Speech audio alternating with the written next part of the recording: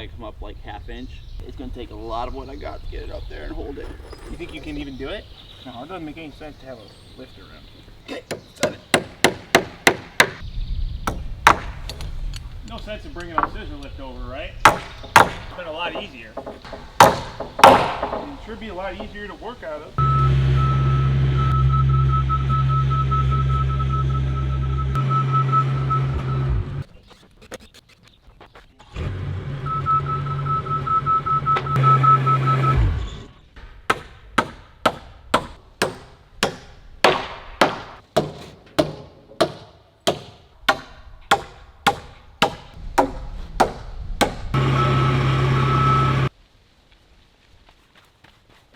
Oh, hey, what's up, guys? Welcome back to the channel.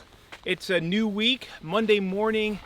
It's gonna be 90+ degrees today. We got these corners connected that we didn't get done last time we were here. We're gonna get this other wall section over here up and installed, and then it's gonna be time to get going on trusses. So let's get into it.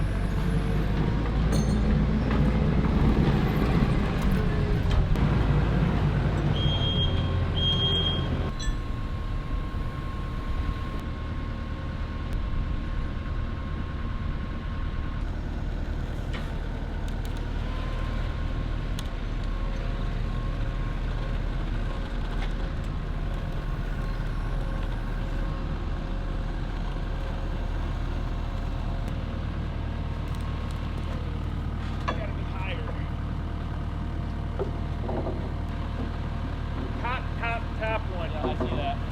Okay, there we go. Yeah. Yeah. Easy. That's a pretty good one.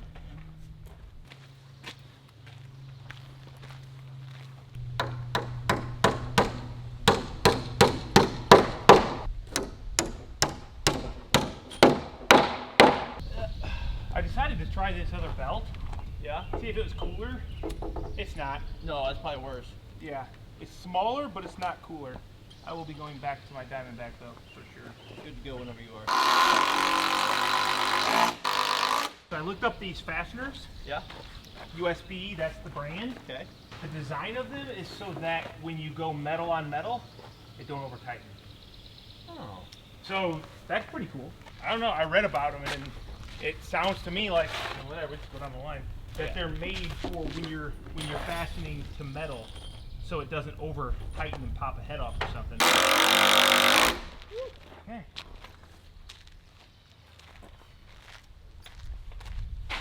That's tight. Not bad, is it? Heck yeah, dude.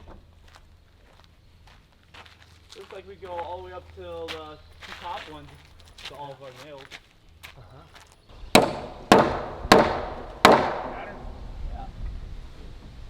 So because we can't stand up an entire 72-foot wall at one time, we have to build it all as one wall on the ground. Then we splice where that middle section is, pull those nails out, and then when it gets installed, we just have to get it all put back together. And we know that if we go in the same holes, it's going to be exactly where we want it. So it's better than trying to build a section, and put them together. You might have some inconsistencies. At least this way we know it'll all go back together like it was on the ground. Yeah.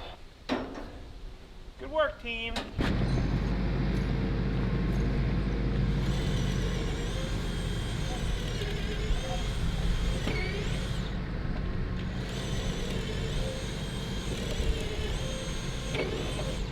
$38, $39, $40, $41,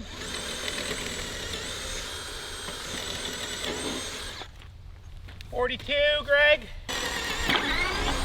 $43,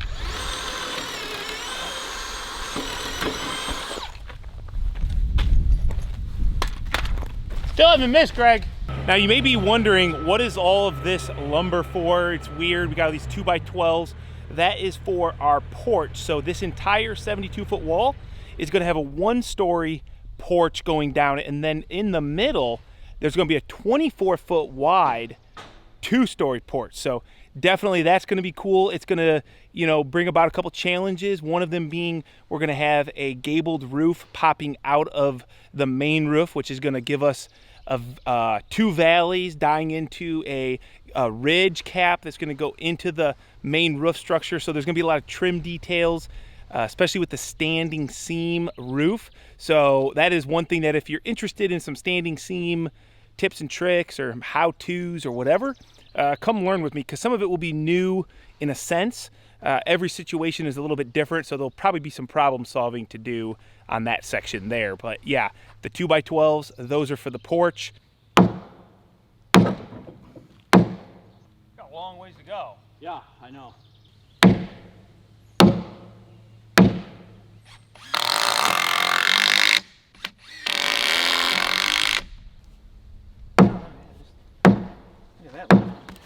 So we're trying to get our trusses all straightened out so we can get them marked out for our purlins. And when they come in and get dropped off the truck, they're never very straight.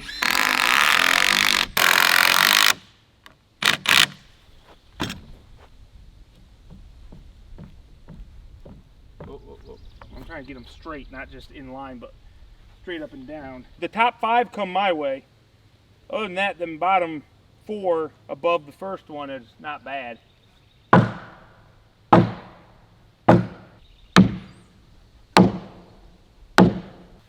This is an old trick to use some leverage if you can. Put some screws at the low point, or the point that's inside. It's the furthest, and then just give it a little tweak. Yeah, man, straighten them girls right out. You want to tighten up those screws? Yeah. You're not far off, man. All right, so now that we have 2 of these boards on the face or the top edge of the trusses, that's really getting these in plane, but we still got this to correct a little bit. So I'm gonna now screw 1 more of these boards here, and hopefully it'll help. All right, Greg, I'm gonna get it your way.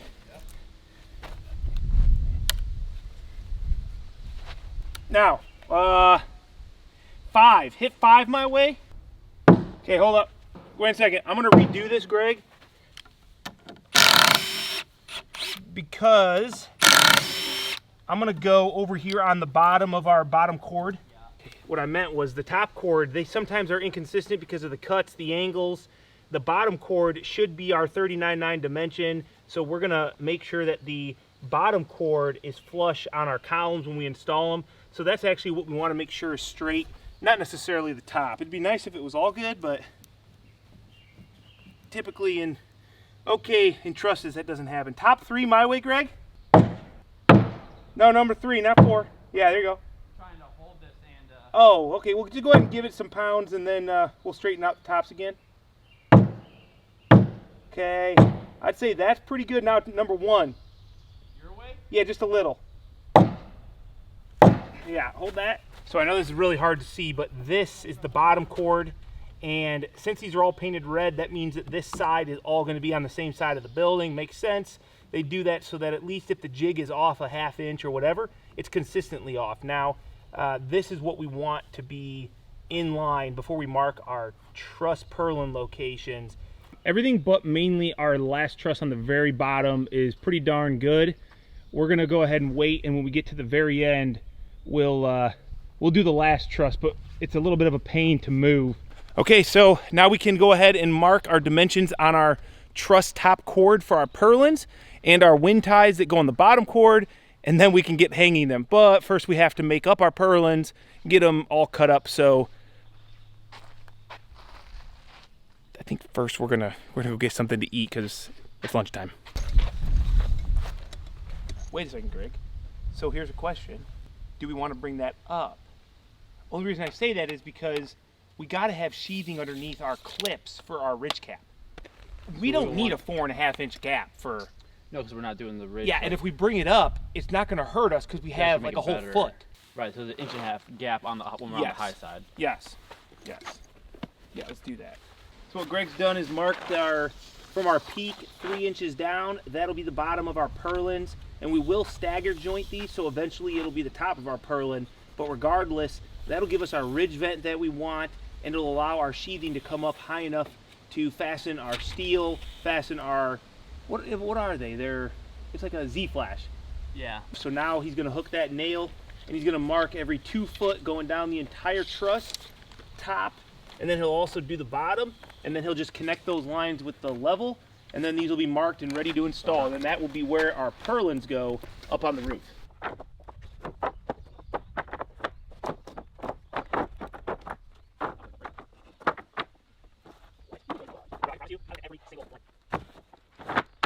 So when we're making up our purlins, this is the first bay. It's a bunch of 20 footers. So I like to just get them all on a pile.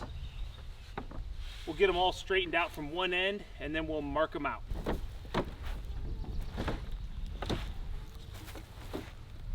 Get them as close as I can. Just slide them back to my level.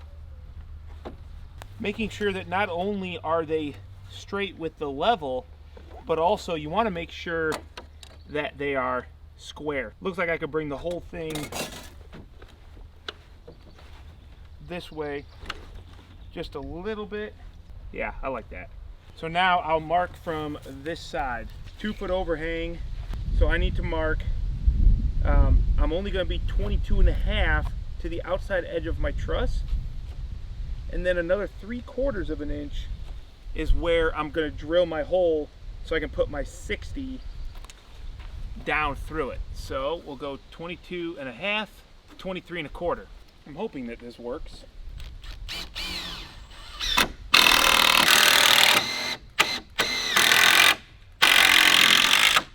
I can respect that. Respect the drip, Karen. I can respect the drip. Now it'll be a lot more consistent when I make these marks right here, which it's all about consistency, accuracy. That's the only way to repetitively put out quality. So that's what I always try to do, is check for ways to not only be more efficient but also more accurate.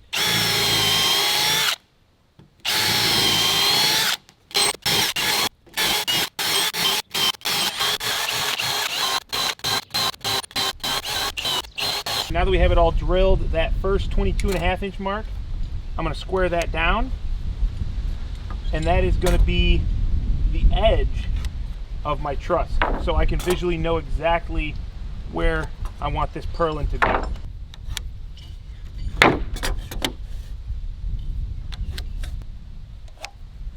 Because I don't always know what side it's going to be on, me and the guys always mark both sides. That way the guy installing it up on the roof doesn't have to look over top of the lumber. He's got a mark on either side he can go off of. The importance of this is that it defines our overhang. So if we line up this line I'm marking directly on the edge of our truss, straighten our roof out after it's all framed in, it will also straighten out our end wall so that our fascia, our soffit line, is perfect. So it all kind of just ties together. By the way, you guys probably saw this, and it's the new Martinez aluminum signature series square. So designated by the red shoe, base shoe, and then the black anodized aluminum. It's pretty sweet. Not as sweet as the titanium, but I'm told the titaniums may never be made again. So I'm gonna hold on to it and go ahead and use this, because I can always pick up another one of these if I need to. Okay, G, purlin's done. Ready to do trusses?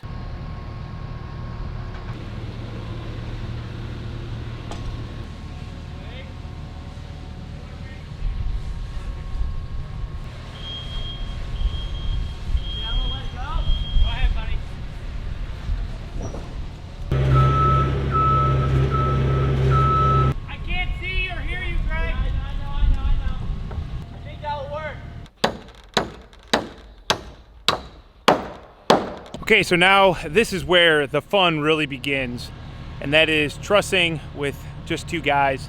We got the machinery.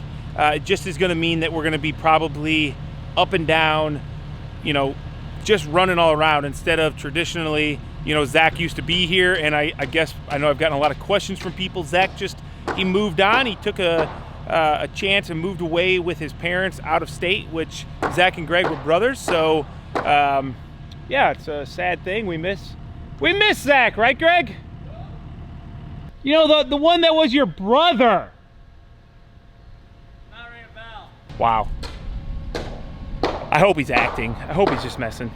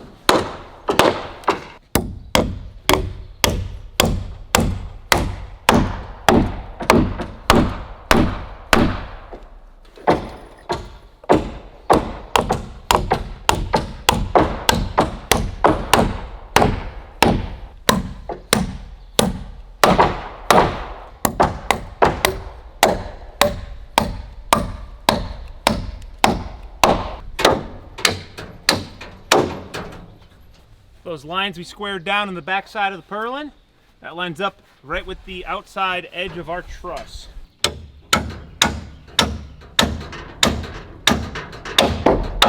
So once we've done our outside nails on that outside truss, then Greg can nail his truss and the middle truss can get nailed. But we want to make sure that the outside is exactly where we want it. And then these just fall in line, centering up our marks on top of the truss.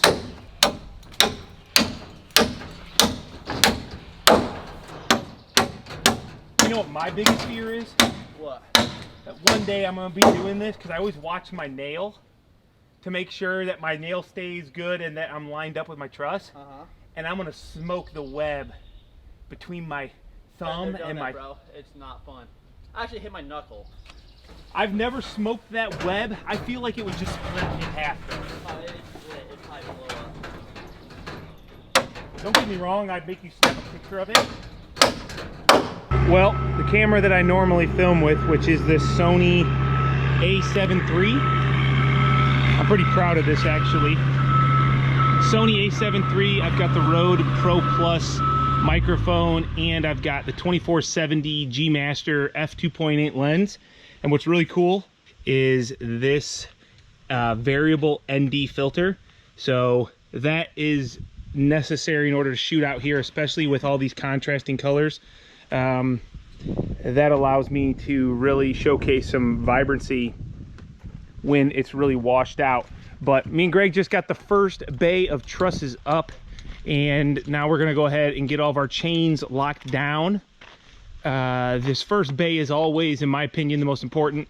We want to make sure it's secure, braced. We want to make sure that it's plumb square, you know, not too much square. We'll do that later. However, we got to make sure that everything is solid. So as we continue to build all these trusses up there and get everything fastened, the purlins installed, we don't want to fight things. So we're going to take a little bit of time. We're going to make sure that our walls are plumb, and we're going to get some chains crossed back. We've got those cement blocks, which are over here on my trailer. We brought those from home, and we're going to put those out in the middle of the site so we can bring a chain back to it. Because right now, really, other than the chain way up here going back to the column, we have nothing to come from that end wall and nothing to brace to. So we're going to need all three pieces of our machinery, so we can't do that.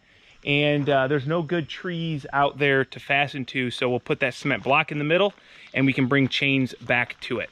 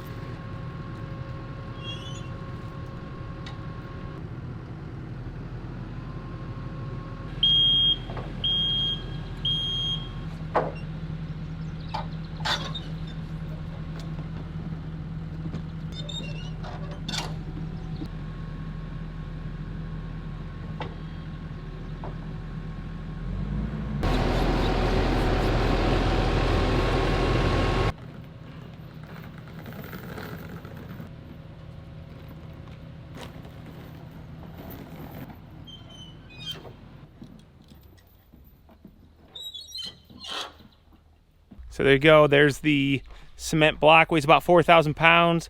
Greg got that all chained back. So this is not where we want it to be. Normally we like this to be about 24 feet. So this next column spacing, but that's going to be in our way to run our lift. So we'll just leave it here for now. And this X is, you know, just bracing this end wall from wanting to fall over in any sort of winds. We've got these X braces here on the walls.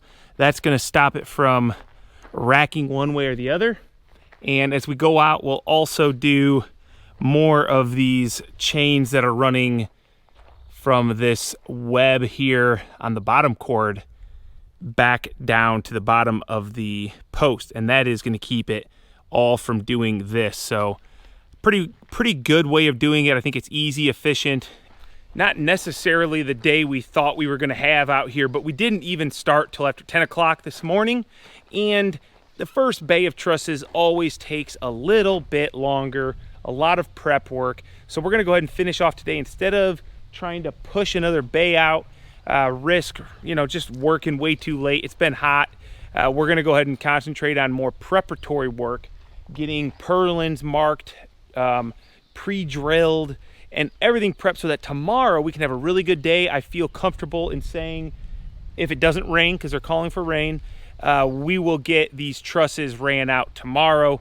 And that'll be awesome because tomorrow's Tuesday. On Wednesday, our steel starts showing up. So we got a lot of work to do so that we can get that steel up off the ground once it shows up. So make sure you guys are following along. I will, I don't know, I might just end it right here. Hey, Greg. What's up? I'm 42-0 on those bolt holes. Nice. It's pretty good. You want a cookie or something? Actually, what I want to do is finish 1, 2, 3, 4, 6 more. That'd be pretty cool.